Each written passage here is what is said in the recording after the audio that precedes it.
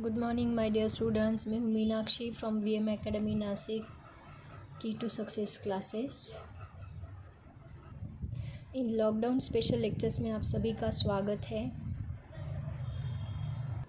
Hope so आपको सभी topic समझ में आ रहे हैं, सभी लेक्चर्स क्लियर हो रहे हैं। अगर नहीं समझ में आ रहे तो वैसे कमेंट बॉक्स में मुझे कमेंट डालो और घर पे ही रहो, पढ़ाई करते रहो। Stay home, stay safe. तो बच्चों, आज हम स्टार्ट करने जा रहे हैं ऑसिलेशन का lecture number 9 as per new syllabus. लेकिन इसके पहले आप इसके 8 लेक्चर जो हुए हैं उनको ठीक से देखो, ठीक से समझो। अगर समझ में नहीं आए तो मुझे कमेंट करो। लेकिन ये लेक्चर देखने से पहले वो लेक्चर को ठीक से समझना बहुत ज़्यादा इम्पोर्टेंट है। तो बच्चों, आज का टॉपिक है composition of 2 SHMs having same period and along the same path. मतलब कंपोजिशन का ही मतलब होता है सुपरपोजिशन। सुपरपोजिशन का मतलब होता है कॉम्बिनेशन। मतलब 2 SHMs, 2 वेव्स का कॉम्बिनेशन एक ही पीरियड से, सेम पीरियड से और सेम पाथ से हो रहा होगा, तो उस पार्टिकल का जो रिज़ल्ट है वो क्या रहेगा, वो हमें निकालना है। इसको हम डिटेल में स्टडी करेंगे।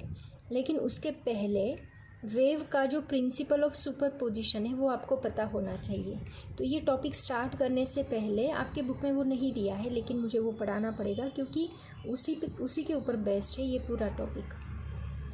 तो प्रिंसिपल ऑफ सुपरपोजिशन क्या है वो मैं आपको पहले बताती हूँ, उसके बाद हम लोग ये टॉपिक स्टार्ट करेंगे तो आपको अच्छे से क्लियर होगा। तो सब लोग ध्यान से देखेंगे और ध्यान से पढ़ेंगे। तो इसके पहले इंट्रोडक्शन देना पड़ेगा मुझे आपको। Principal of superposition of waves क्या होता है। देखो, हम कंसीडर करते हैं यहाँ पे एक पार्टिकल है, और यहाँ से 2 वेव्स साथ में आ रही है इस डायरेक्शन से। सपोज़ कंसीडर करते हैं एक वेव जो है वो यहाँ से स्टार्ट हो रही है, यहाँ से पास हो रही है ऐसे, और इस पार्टिकल में से वो पास हो रही है यहाँ से एक वेव। और दूसरी वेव जो है वो भी सेम, उसका सेम टाइम पीरियड है, सेम एम्पलीट्यूड है, वो भी यहाँ से पास हो रही है इसी पार्टिकल में से। तो एट अ टाइम ये दोनों wave along the same path, same period इस पार्टिकल में से पास हो रही है। एक्चुअली ये जो वेव होती है वो क्या होता है, nothing but the vibration of particle. तो यहाँ पे इसका मतलब क्या होता है कि यहाँ पे एम्पलीट्यूड ज़्यादा है तो वाइब्रेशन ज़्यादा रहेगा। यहाँ पे एम्पलीट्यूड नीचे की डायरेक्शन में होगा, यहाँ ऊपर की डायरेक्शन में होगा, और ये उसकी होती है मीन पोजीशन। यहाँ पे एम्पलीट्यूड 0 रहेगा, ये उसका मीनिंग होता है। तो यहाँ से जब वेव यहाँ से पास होगी इस पार्टिकल से, तो ये पार्टिकल भी वाइब्रेट होना स्टार्ट करेगा यहाँ पे। तो ये पार्टिकल जो है वो कितने एम्पलीट्यूड से वाइब्रेट होगा, मतलब इस वेव के एम्पलीट्यूड से वाइब्रेट होगा कि इस वेव के एम्पलीट्यूड से वाइब्रेट होगा। तो अगर मैं कंसीडर करूँ, इस वेव का जो एम्पलीट्यूड है वो है x1 और इस वेव का जो एम्पलीट्यूड है वो है x2, सॉरी, इस वेव का जो डिस्प्लेसमेंट है वो है x1 और इस वेव का जो डिस्प्लेसमेंट है वो है x2। तो ये जो पार्टिकल है वो वाइब्रेशन इन दोनों का मिला के, इन दोनों की एडिशन करके फिर वाइब्रेट होता है। मतलब कंसिडर करते हैं इस पार्टिकल का वाइब्रेशन x जितना है, तो ये कितना वाइब्रेट होगा, x1 प्लस x2, इन दोनों का मिला के उतना वो वाइब्रेशन देगा।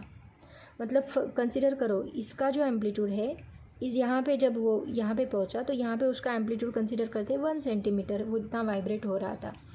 ये भी 1 सेंटीमीटर जितना वाइब्रेट हो रहा था। तो ये जो पार्टिकल है ये कितने सेंटीमीटर से वाइब्रेट होगा, ये 2 सेंटीमीटर से वाइब्रेट होगा। मतलब 1 + 1 दोनों का मिला के 2 सेंटीमीटर से ये पार्टिकल वाइब्रेट होगा। मतलब यहाँ पे इसका इतना एम्पलीट्यूड है, इसका इतना एम्पलीट्यूड है, यहाँ का जो एम्पलीट्यूड हमें मिलेगा वो 2 सेंटीमीटर का एम्पलीट्यूड मिलेगा। मतलब यहाँ पे जो रिजल्टेंट हमें डिस्प्लेसमेंट मिलेगा वो x1 + x2, जितना डिस्प्लेसमेंट हमें इस पार्टिकल के ऊपर मिलेगा। और इसी को हम लोग कहते हैं principal of superposition of waves. मतलब जब 2 वेव्स साथ में एक पार्टिकल से पास हो रही है along the same path, same period, तो उसका जो रिजल्ट होता है वो रिजल्टेंट एम्पलीट्यूड और रिजल्टेंट डिस्प्लेसमेंट जो होता है वो दोनों वेव के डिस्प्लेसमेंट की एडिशन जितना होता है, sum of displacement of two vibrations, two displacement, वैसे वहाँ पे हमें रिजल्टेंट एम्पलीट्यूड मिलता है। अब कंसिडर करते हैं यहाँ पे ये जो पार्टिकल है इसके ऊपर ये दोनों wave at a time reach हो रही है। यहाँ से एक वेव रीच हो रही है ऐसे, और यहाँ से एक वेव रीच हो रही है। लेकिन प्रॉब्लम क्या है, ये दोनों वेव्स में फेज़ डिफरेंस 180 का है। फेज़ डिफरेंस मतलब क्या, जब ये वेव यहाँ से स्टार्ट होने के बाद यहाँ तक गई तब ये वेव स्टार्ट हुई। मतलब क्या, जब ये वेव का 180 डिग्री एंगल चल रहा होगा तब इस वेव का एंगल 0 चल रहा होगा। मतलब जब ये वेव का क्रेस्ट चल रहा होगा तब ये वेव का ट्रफ चल रहा होगा, ऐसा उसका मीनिंग है। अगर ये वेव का क्रेस्ट तो ये वेव का ट्रफ, इसको हम बोलते हैं 180 डिग्री। मतलब इसका 0 यहाँ पे रहेगा 180 और यहाँ पे डायरेक्टली 180 स्टार्ट हो गया। देखो मतलब इन दोनों में फेज़ डिफरेंस, यहाँ पे 0 तो यहाँ 180, मतलब दोनों में फेज़ डिफरेंस कितना हो गया, 180 का हो गया। तो ये 180 डिग्री से स्टार्ट हो गए यहाँ तक रीच होंगी। इस पार्टिकल के ऊपर दोनों wave at a time reach हो रही है। तो अब क्या होगा, जब ये वेव यहाँ पे पहुँचेगी तो इसका क्रेस्ट चल रहा होगा, और जब ये वेव यहाँ पे आएगी, यहाँ से पास होते होते, फॉर एग्जांपल यहाँ से पास होते होते वो यहाँ तक आ गई, तो जब ये यहाँ तक आई, यहाँ से पास होते होते यहाँ तक आने के बाद इसका क्रेस्ट होगा, और जब ये यहाँ से यहाँ तक पहुँचेगी तो इसका ट्रफ होगा।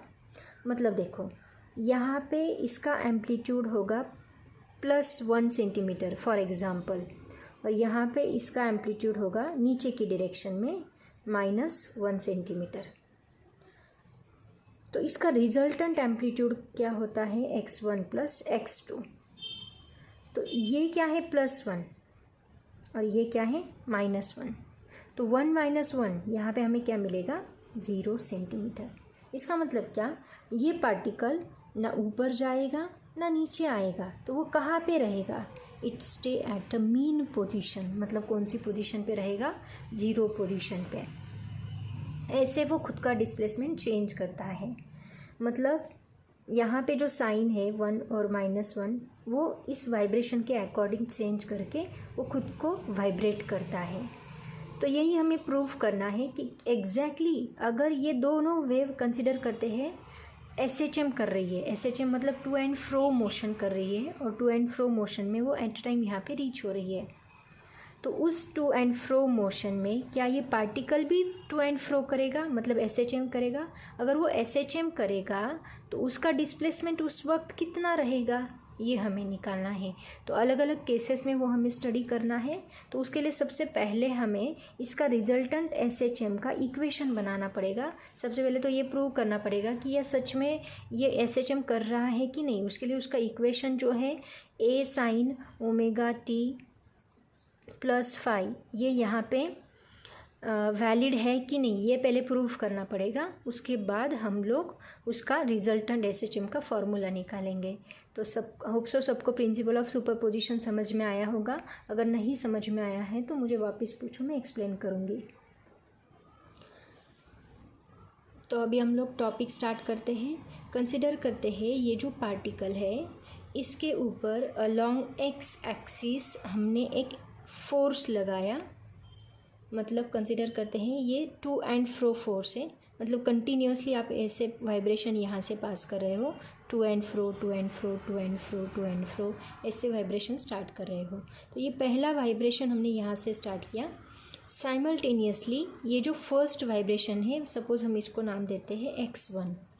साइमल्टेनियसली सेम वाइब्रेशन यहाँ पे मैंने पास किए, इसमें से ही यहाँ थोड़ा ऊपर लेना पड़ेगा, ये पार्टिकल थोड़ा बड़ा कंसीडर करते हैं हम लोग। इसमें से सेम वाइब्रेशन मैंने स्टार्ट किए यहाँ पे, वो भी सेम डायरेक्शन में है, to and fro to and fro to and fro. मतलब ये एक वाइब्रेशन इसमें से हम लोग पास कर रहे, ये एक वाइब्रेशन इसमें से हम लोग पास कर रहे। तो ये जो पार्टिकल है वो कितने एम्पलीट्यूड से वाइब्रेट होगा वो हमें देखना है। तो अभी देखो यहाँ पे ये भी टू एंड फ्रो कर रहा है, ये भी टू एंड फ्रो कर रहा है, मतलब ये भी एक SHM है, सिंपल हार्मोनिक मोशन है, और ये भी एक SHM है, सिंपल हार्मोनिक मोशन है। तो इसका जो इक्वेशन हमें पता है, सिंपल हार्मोनिक मोशन का इक्वेशन क्या होता है, x1 is equal to A1 sine omega t plus phi 1। ये पहला जो पार्टिकल है, पहला जो वाइब्रेशन है, पहला जो SHM है, उसका ये इक्वेशन है। और दूसरा जो SHM है वो भी SHM ही है, मतलब उसका भी सेम इक्वेशन रहेगा, सिर्फ इसका एम्पलीट्यूड A1 है और इसका एम्पलीट्यूड, क्योंकि एम्पलीट्यूड दोनों का सेम नहीं हो सकता, मे बी चेंज भी हो सकता है। तो इसका एम्पलीट्यूड मैंने A2 कंसिडर किया और साइन ही रहेगा, ओमेगा t सेम रहेगी, प्लस यहाँ पे इनिशियल फेज जो है, मतलब इनिशियल एंगल, मैंने आपको प्रिंसिपल ऑफ सुपरपोजिशन में बताया, 0 है, 180 हो सकता है, मतलब फेज डिफरेंस हो सकता है वहाँ पे। एक का अगर 0 है तो दूसरे का 90 हो सकता है, एक का अगर 0 है तो दूसरे का 180 हो सकता है। तो यहाँ पे φ1 और φ2 मतलब इनिशियल फेज हमें अलग अलग लेना पड़ेगा। तो ये दो इक्वेशन SHM की हमने कंसिडर किए। अब क्वेश्चन ये अराइज होता है कि ये पार्टिकल के ऊपर x1 जितना SHM है या x2 जितना SHM है। तो principle according to principle of superposition इसके ऊपर जो SHM रहेगा वो क्या रहेगा, x1 प्लस x2 जितना रहेगा। तो ये दोनों मिला के जो फॉर्मूला बनेगा, क्या वो भी SHM है, वो हमें प्रूफ करना है। तो ये फार्मूला भी, इन दोनों का मिला के फार्मूला भी क्या आना चाहिए, इसी फॉर्म में आना चाहिए, A sine omega t plus five. इसी फॉर्म में अगर फार्मूला हमें मिलता है तो हम बोलेंगे कि यहाँ पे जो रिज़ल्ट प्रोड्यूस्ड हो रहा है वो रिज़ल्ट भी हमें क्या मिल रहा है, SHM का ही रिज़ल्ट मिल रहा है।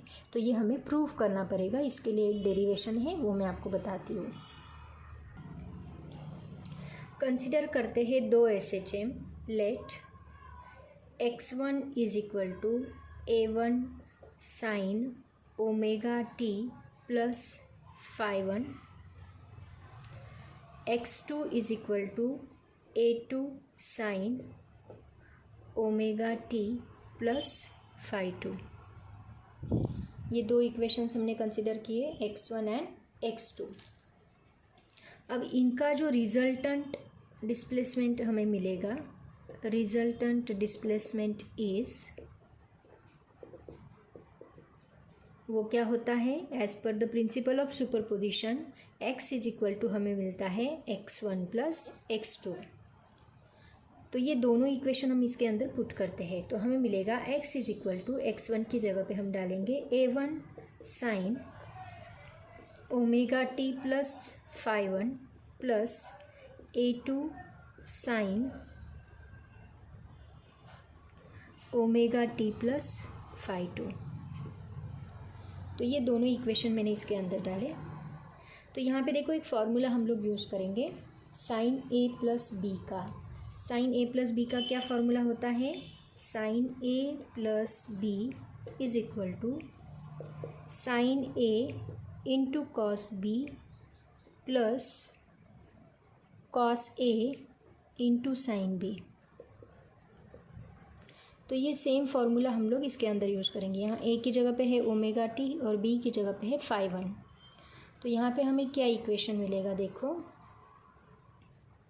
x is equal to A1 as it is रहेगा, यहाँ पे A1, यहाँ पे A1 नहीं था लेकिन हमें यहाँ पे A1 और A1 दोनों को मल्टीप्लाई करना पड़ेगा, sine omega t into cos B मतलब कॉस φ1 प्लस वापिस ये A1 से मल्टीप्लाई करना पड़ेगा, A1 into cos omega t into sine φ1। ये हो गया A1 का। x is equal to A1 sine omega t into cos φ1 plus A1 cos omega t into sine φ1। वैसे ही हमें A2 का भी करना पड़ेगा, तो plus A2 sine omega t into, यहाँ पे B की जगह पे φ2 है, cos φ2 plus A2 cos omega t into sine φ2। तो अभी यहाँ पे देखो cos फाई 1 है, यहाँ पे cos फाई 2 है, यहाँ पे sin फाई 1 है, sin फाई 2 है, लेकिन यहाँ sin ओमेगा टी दोनों में कॉमन है और यहाँ cos ओमेगा टी दोनों में कॉमन है, तो उसको कॉमन हम निकाल सकते हैं। तो हमें क्या मिलेगा, देखो x इज़ इक्वल टू, यहाँ पे अगर मैंने sin ओमेगा टी बाहर निकाला तो यहाँ पे क्या बचता है, a1 sin बाहर गया, cos phi 1 plus a2 cos phi 2 और ब्रैकेट के बाहर हम लिखेंगे sin omega t. Similarly plus यहाँ पे cos ओमेगा टी बाहर निकलेगा, a1 sin phi 1 plus a2 sin phi 2 और ब्रैकेट के बाहर मिलेगा cos omega t. Hope so यहाँ तक आपको क्लियर होगा। अब हम आगे क्या करने वाले, देखो ये जो इक्वेशन है इसकी जगह पे मैं एक इक्वेशन कंसिडर करती हूँ। यहाँ पे a1 a2 फाई 1 फाई 2 तो कांस्टेंट रहेगा, सिर्फ चेंज कौन हो रहा है, वेरिएबल कौन है, ओमेगा टी वेरिएबल है, बाकी ये सब कांस्टेंट है। तो इनके लिए मैं एक फार्मूला कंसिडर करती हूँ। सपोज कंसिडर करते हैं r cos delta is equal to, इसकी जगह पे हम लोग डालेंगे a1 cos phi 1 plus a2 cos phi 2। इसकी जगह पे मैंने ये कंसिडर किया और r sin delta is equal to, इसकी जगह पे मैंने ये कंसिडर किया a1 sin phi 1 plus a2 sin phi 2। देखो यहाँ पे मैंने कंसिडर किया r cos डेल्टा और यहाँ पे मैंने कंसिडर किया r sin डेल्टा। तो हमें इक्वेशन क्या मिलेगा, ये दोनों को इक्वेशन 1 में पुट कर दो।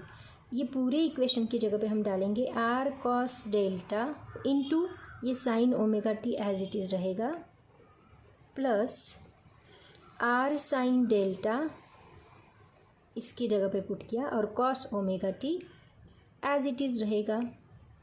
तो यहाँ पे दोनों में r अगर मैंने कॉमन निकाला तो cos delta into sine omega T and sine delta into cos omega T, वापिस ये किसका फॉर्मूला बन गया, साइन a प्लस बी का। इसका मतलब a की जगह पे हम लेंगे, यहाँ पे लेंगे साइन और a की जगह पे हम लेंगे ओमेगा टी प्लस b की जगह पे हम लेंगे डेल्टा। मतलब ये देखो किसका फॉर्मूला बन गया, यहाँ पे ये किसका फॉर्मूला है, r sine omega t plus delta. वापस मैंने वही फार्मूला, यही फार्मूला मैंने अप्लाई किया, साइन a इंटू कॉस, सिर्फ यहाँ पे साइन इस साइड है कॉस इस साइड है, तो इसको मैंने अगर उल्टा कर लिया, साइन इस साइड कॉस डेल्टा इस साइड, तो वापस हमें यही फार्मूला मिलता है। यही फार्मूला मैंने यहाँ पे रिपीट किया। तो r sine omega t plus delta ये किसका फार्मूला है, अगर आप इसको ठीक से ऑब्जर्व करो, x is equal to r sine omega t plus delta को, तो ये भी हमें इसी फॉर्म में मिल रहा है। कौन से फॉर्म में मिल रहा है, ये हमें वापिस a sine omega t plus phi के फॉर्म में मिल रहा है। सिर्फ यहाँ पे r है a की जगह पे, ओमेगा टी है और डेल्टा की जगह पे फाई है।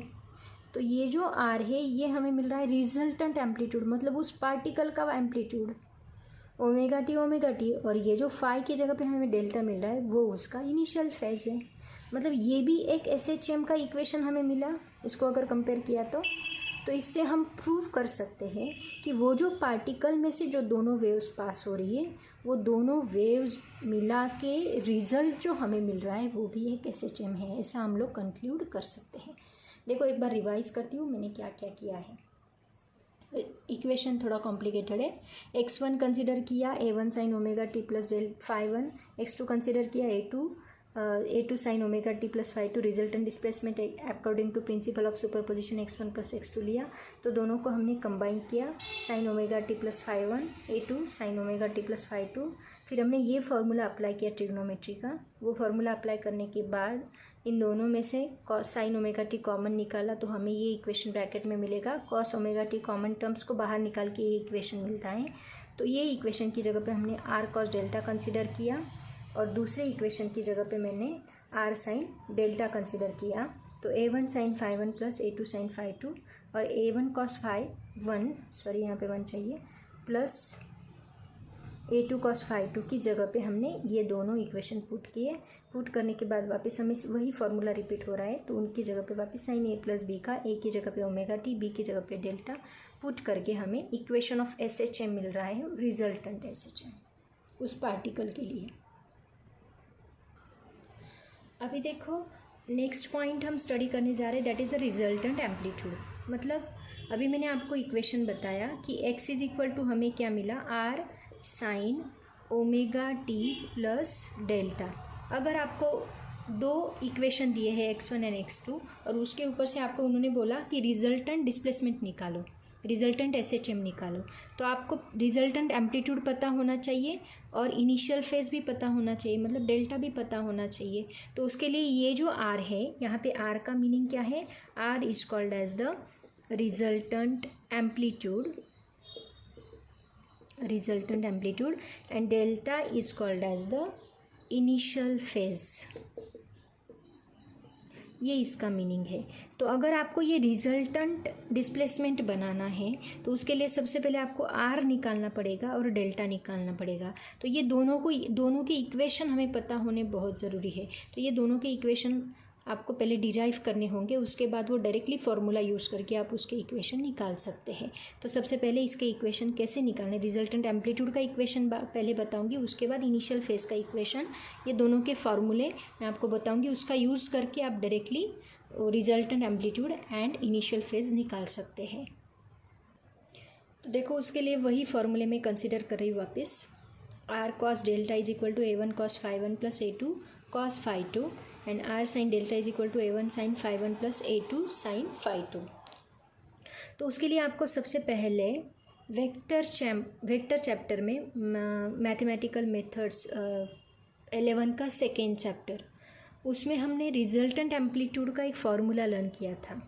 वो फार्मूला क्या था, देखो, resultant amplitude R square is equal to R sine delta bracket square plus R cos delta bracket square.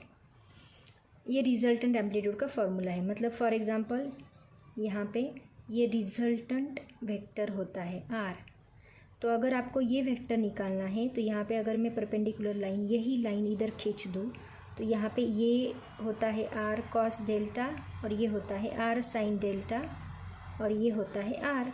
तो अगर मुझे ये चाहिए तो पाइथागोरस का थ्योरम आपको याद होगा, तो ये अगर मुझे चाहिए तो ये इसका स्क्वायर, ये क्या होगा, इसका स्क्वायर प्लस इसका स्क्वायर, ये दोनों का स्क्वायर मिला के आपको आर स्क्वायर मिलेगा।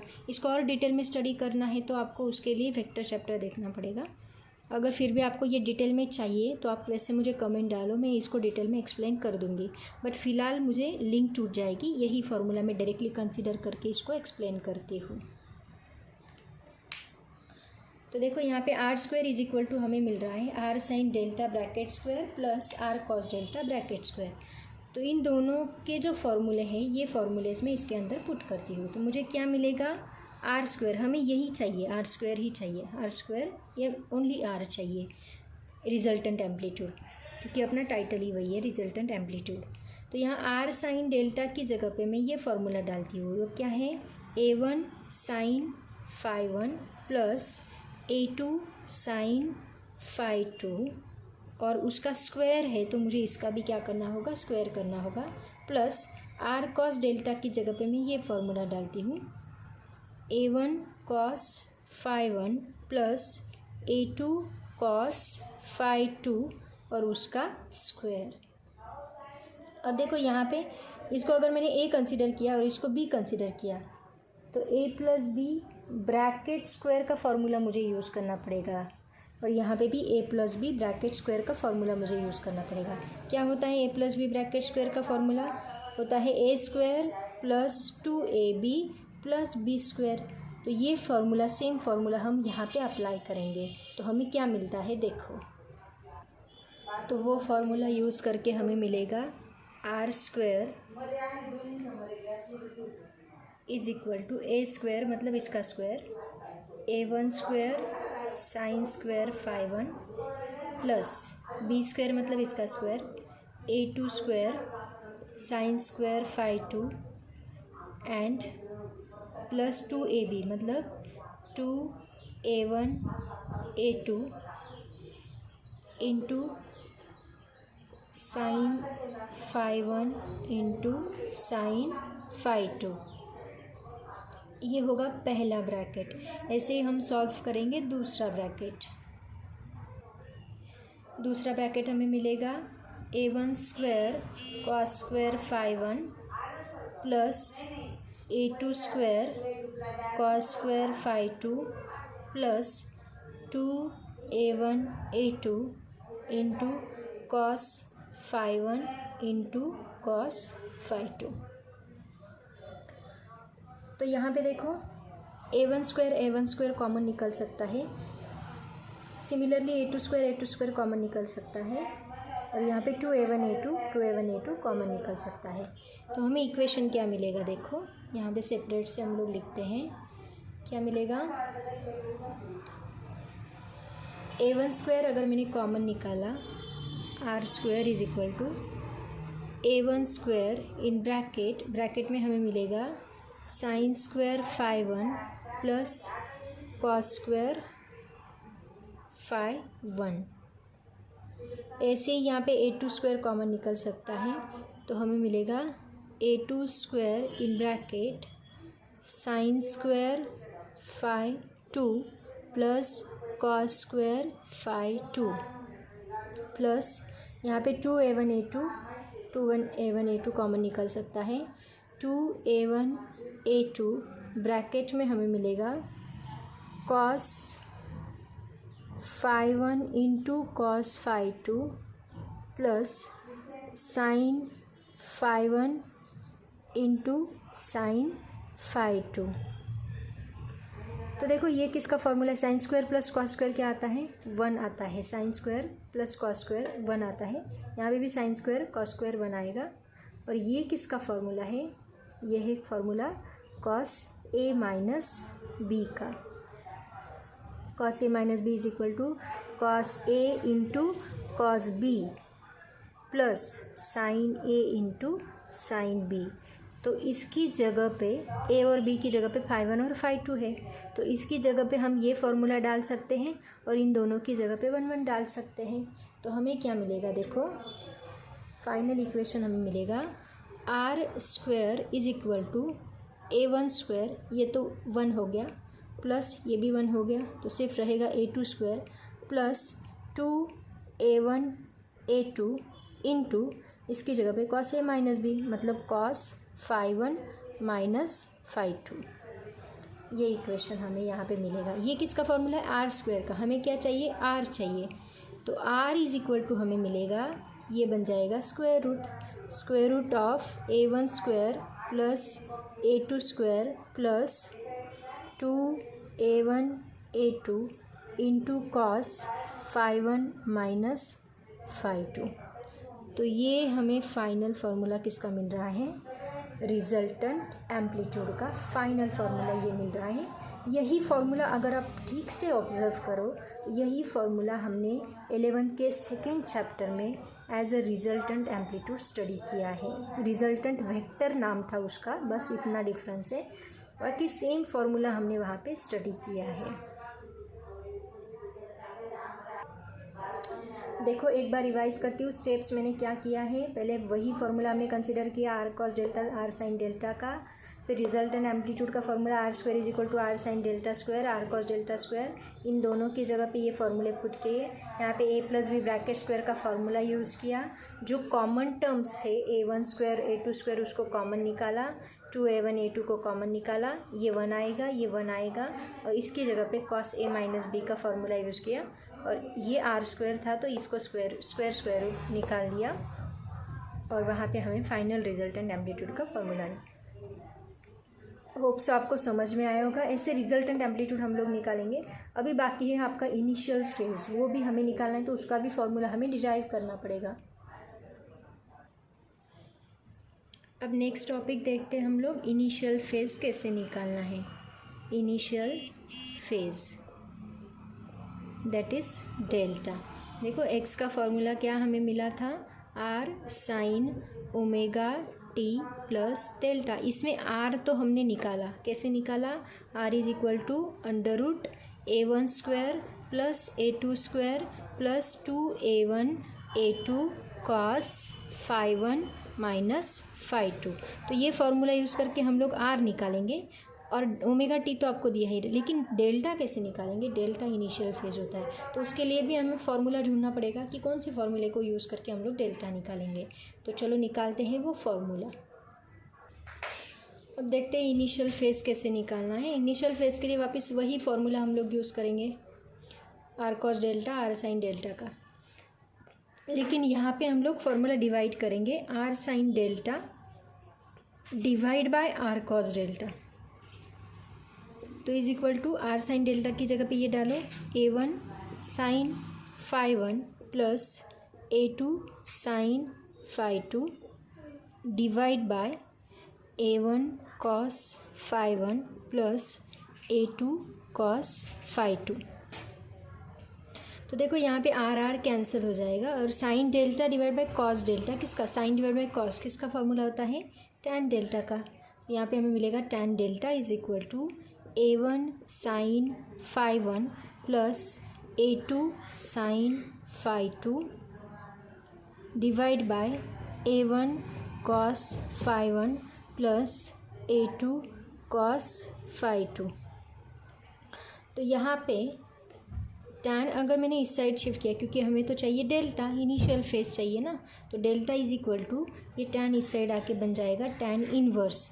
तो यहाँ पे टैन इनवर्स इन ब्रैकेट ये एज इट इज़ रहेगा, a1 sign phi1 plus a2 sine phi2 divide by a1 cos phi1 plus a2 cos phi2। तो ये डेल्टा का फार्मूला हमें मिला। तो अगर आपको रिजल्टेंट SHM निकालना है, मतलब x निकालना है, तो ये x निकालने के लिए सबसे पहले आपको r निकालना पड़ेगा, उसके बाद आपको डेल्टा निकालना पड़ेगा और ये दोनों की वैल्यू पुट करके आपको फाइनल x का इक्वेशन मिलेगा, मतलब रिजल्टेंट SHM मिलेगा। तो ये डेल्टा का formula tan inverse a1 sign phi1 plus a2 sine phi2 divide by a1 cos phi1 plus a2 cos phi2, where a1 and a2 are the amplitude of SHM and phi1 and phi2 are the initial phases of SHM।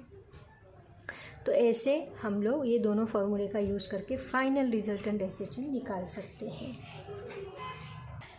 चलो अभी देखते हैं इसमें कुछ possible cases है, अलग अलग special case.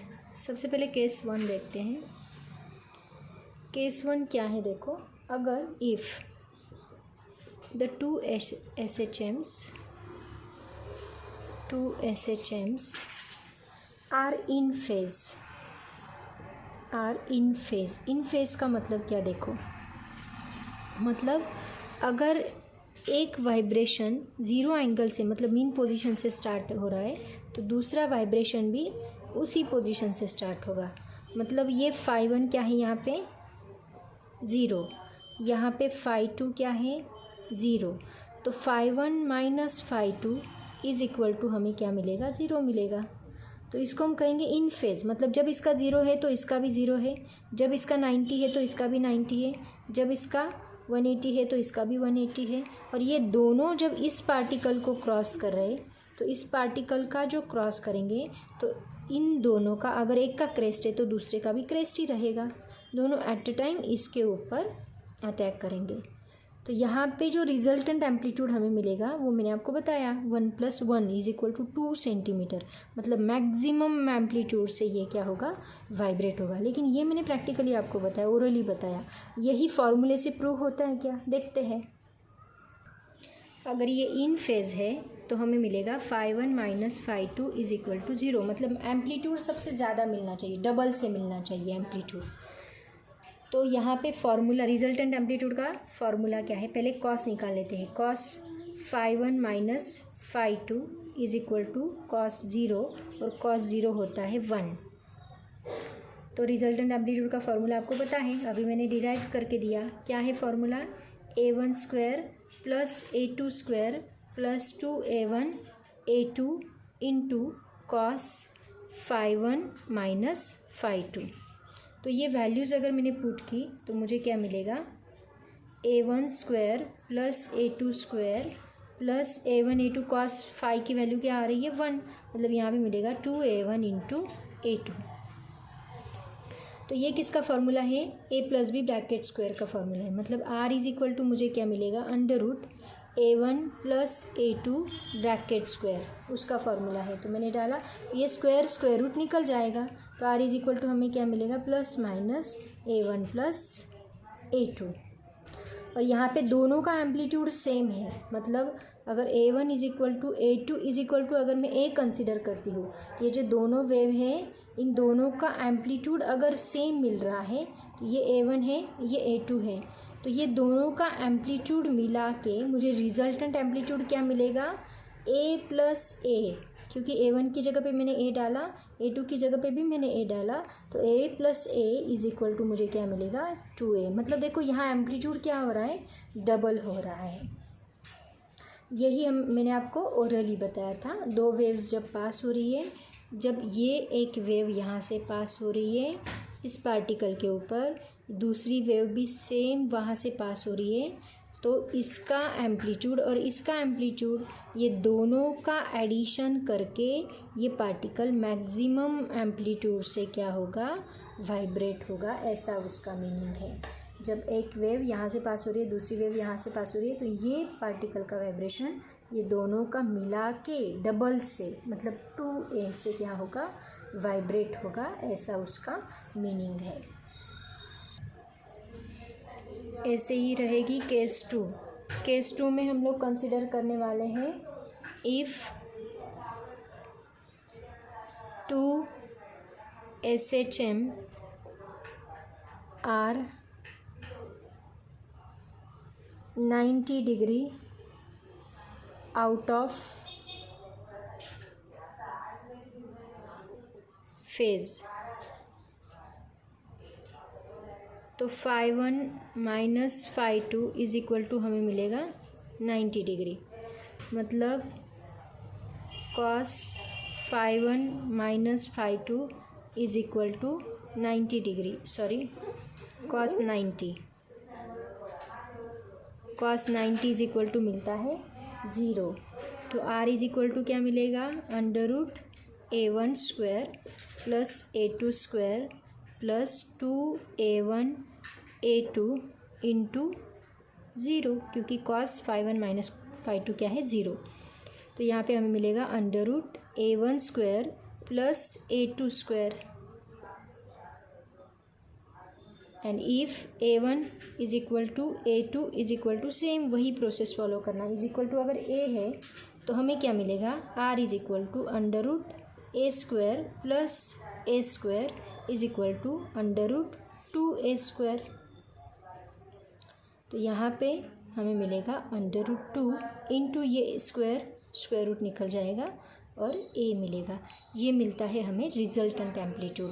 मतलब देखो यहाँ पे क्या हो रहा है, दोनों में अगर फेज़ डिफरेंस 90 का है, 90 का फेज़ डिफरेंस मतलब क्या, ये बात आपको समझ में आई। 90 का फेज़ डिफरेंस मतलब क्या, देखो अगर एक पार्टिकल, एक वेव यहाँ से स्टार्ट हो रही है, तो दूसरी वेव जब इसका 90 रहेगा तब ये वेव स्टार्ट होगी ऐसे। मतलब एक वेव का मैक्सिमम एम्पलीट्यूड मिलेगा और दूसरी वेव का उससे कम रहेगा। इसका मतलब हमें जो रिजल्टेंट एम्पलीट्यूड मिलेगा वो ज़्यादा नहीं मिलेगा, वो उससे कम ही मिलेगा। मतलब दोनों का मिला के कम एम्पलीट्यूड मिलेगा, ऐसा उसका मीनिंग है। अब देखते हैं केस 3। अगर इन दोनों वेव्स में 180 डिग्री आउट ऑफ फेज़ है, 180 डिग्री आउट ऑफ फेज़ मतलब अगर एक का क्रेस्ट है तो दूसरे का ट्रफ। ये ऑलरेडी मैंने आपको प्रिंसिपल ऑफ सुपरपोजिशन में, इस पार्टिकल के ऊपर ये दोनों वेव फॉल हो रही है, तो जब इसका क्रेस्ट चलता रहेगा तब इसका ट्रफ चलता रहेगा। मतलब एक वेव नीचे आ रही है, एक वेव ऊपर जा रही है, तो पार्टिकल ना ऊपर वाइब्रेट होगा ना नीचे वाइब्रेट होगा, पार्टिकल यहीं पे रहेगा, यहीं पे। मतलब यहाँ पे रिजल्टेंट एम्पलीट्यूड हमें क्या मिलना चाहिए, 0 मिलना चाहिए। अब ये हो गया ओरली। अब देखते प्रैक्टिकली आर सच में 0 मिलता है कि नहीं। देखते हैं। तो phi1 माइनस phi2, यहाँ पे हमें क्या मिल रहा है 180 डिग्री, मतलब cos phi1 minus phi2 is equal to cos 180, और cos 180 की वैल्यू होती है -1। तो R is equal to resultant amplitude क्या मिलता है A1 square plus A2 square plus 2A1 A2 into cos phi1 minus phi2 क्या है -1। मतलब ये किसका फॉर्मूला हो गया, under root A1 minus A2 bracket square का, that is equal to mod A1 minus A2, square root निकल जाएगा। ये हमें मिला रिजल्टेंट एम्पलीट्यूड। अब इस केस में अगर मैं A1 is equal to A2 is equal to A consider करती हूँ, तो R इज इक्वल टू मुझे क्या मिलेगा, A माइनस A1 की जगह पे A डाला, A2 की जगह पे A डाला, A minus A is equal to मुझे क्या मिलेगा 0। तो ये प्रूव हो गया। मतलब यहाँ पे पार्टिकल कहीं पे भी वाइब्रेट नहीं होगा, ना ऊपर वाइब्रेट होगा ना नीचे, क्योंकि एक ऊपर से वाइब्रेशन है, एक नीचे से, तो प्लस माइनस कैंसिल हो जाएगा। वही x is equal to x1 plus x2, अगर x2 माइनस है तो ये दोनों मिला के 0 बन जाएंगे, ऐसे उसका मीनिंग है। तो ये अलग अलग पॉसिबल केसेस भी मैंने ऑलरेडी प्रिंसिपल ऑफ सुपरपोजिशन में भी बताई थी, अभी भी बता रही हूँ। होप सो आपको सभी टॉपिक आज के समझ में आए होंगे। अगर नहीं समझ में आए तो कमेंट डालो, मैं वापस बताऊँगी। आज के लिए इतना काफ़ी है। Thank you so much and bye bye.